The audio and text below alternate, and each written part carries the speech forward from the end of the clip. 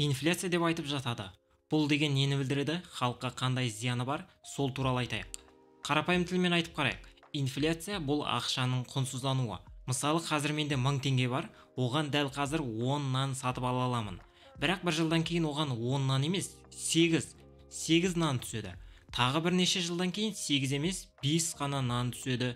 10 жылдан кейін 1000 теңгеге бір ғана нан алуың мүмкін. Неге бұлай болып жатыр? Себебі ақша құнсызданып жатыр.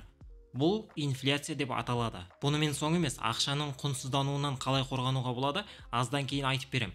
Қазақстанда орташа инфляция 8,5%. Бұл деген сөз, жылдың басында менде 1000 теңге болса, жылдың соңында 8500 теңге жоқ деген сөз.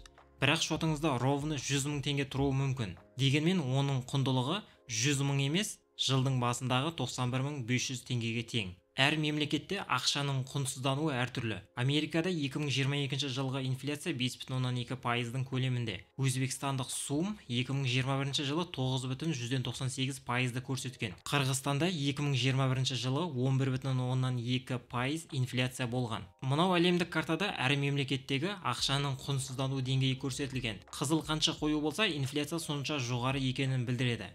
Қалай ақшаны инфляциядан қорғауға болады? Ақшаны сақтау жағынан разбирать ететін адамдардың ұсынатын кеңестері бар. Оларға жеке-жеке тоқталайық. Ақшаны алтын түрінде сақтау, яғни алтын сатып алу. Ол қымбат қой деген ой келуі мүмкін. Бірақ бөлшектеп алуға болады. Алтынның курсын қарайтын болсақ, уақыт өткен сайын өсіп жатыр.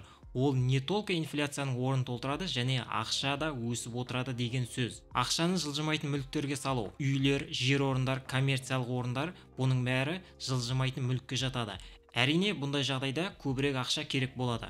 Бағалы қағаздар, яғни әртүрлі компаниялардың акциялары, мысалы Apple, Tesla, Amazon немесе қазақстандық кез келген компания болуы мүмкін. Олардың қаншалықты өсетінін алдын ала болжай алмаймыз, әрине, бірақ алатын компанияны дұрыстап таңдай алсаңыз, өзін-өзі ақтайды. Көптеген компаниялар дивиденд төлейтінін де ескеру керек. Қазір қолыңыздағы телефон арқылы да акция сатып алуға болады. Бірнеше банктің қосымшасында ондай мүмкіндік бар. Мысалы, Халық банк немесе Жусан банктың қосымшасын қолдануға болады. Басында біз айттық, ақша жыл сайын құнсызданып отырады. Бұл деген сөз, егер бір жерде жұмыс жасайтын болсаңыз, алатын айлығыңыз жыл сайын өсіп отырған дұрыс. Өспеген жағдайда жыл сайын минусқа кетіп отырасыз. Минимум инфляцияның орнын толтыру керек. Мысалы, 100 000 теңге алсаңыз, инфляция 8% болса, минусқа кетпес үшін бір жылдан кейін 108 000 теңге алуыңыз керек. Экономикада гиперинфляция деген сөз бар. Бұның инфляциядан айырмашылығы өте қарапайым. Гиперинфляцияда ақшаның құнсыздануы жылына мыңдаған пайызды құрауы мүмкін. Яғни 10-20 есе, тіпті 1000 есеге дейін құнсызданып кетуі мүмкін.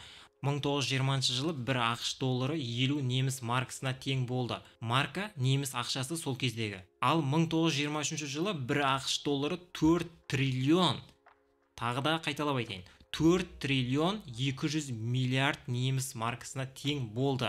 Қанша есе инфляция болғанын ойлап көріңіз. Мысалы, мынау 1925 жылғы құнсызданған рубль. Бір ғана қағаз, бірақ 25 миллион рубльге тең.